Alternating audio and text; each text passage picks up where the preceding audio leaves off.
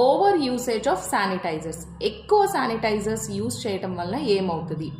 ఏముందిలే శానిటైజరే కదా, hand wash చేసుకుంటే మనకి మైక్రో ఆర్గానిజమ్స్, బ్యాక్టీరియా, వైరస్ అన్నీ చచ్చిపోతాయి, మనం చాలా హైజీన్గా ఉంటాము అనుకుంటారు. కానీ అది రాంగ్ అండి. మన బాడీకి ఒక న్యాచురల్ ప్రొటెక్టివ్ షీల్డ్ ఉంటుందండి.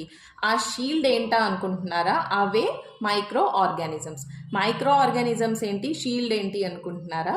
నేను నా లాస్ట్ వీడియోస్లో చాలాసార్లు చెప్పాను, ఈ మైక్రో ఆర్గానిజమ్స్ అనేవి హార్మ్ఫుల్లే కాదు, బెనిఫిషియల్ కూడా ఉన్నాయి. వాటిల్లో బెనిఫిషియల్ బ్యాక్టీరియా వచ్చేసి మన body through out the body ఉంటుంది, మన స్కిన్ మీద కూడా ప్రజెంట్ అయి ఉంటాయి.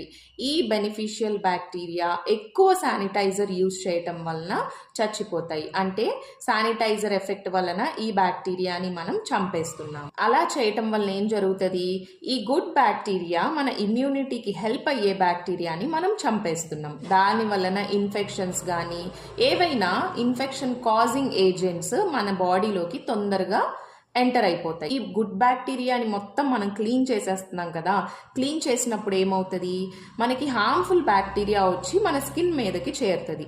చేరినప్పుడు మనం శానిటైజర్ యూజ్ చేయటం వలన వాటికి కొన్ని సూపర్ పవర్స్ ఉంటాయి అన్నమాట. ఏంటంటే శానిటైజర్ రెసిస్టెంట్ అయిపోతాయి. అంటే మీరు ఎన్నిసార్లు శానిటైజర్ యూజ్ చేసినా కానీ ఆ హార్మ్ఫుల్ బ్యాక్టీరియా అన్నవి వాటికి ఏమీ అవ్వదు, అవి చచ్చిపోవు అనమాట. సో మన స్కిన్ మీద హార్మ్ఫుల్ బ్యాక్టీరియా పెరిగిపోతూ ఉంటుంది, అలాగే ఇన్ఫెక్షన్స్ పెరిగిపోతూ ఉంటాయి. యూజ్ చేయొద్దు అని నేను చెప్పట్లేదు, శానిటైజర్ని ఎక్కువ యూజ్ చేయొద్దు. మీకు చాలా అవసరం ఉన్నప్పుడే శానిటైజర్ యూజ్ చేయండి.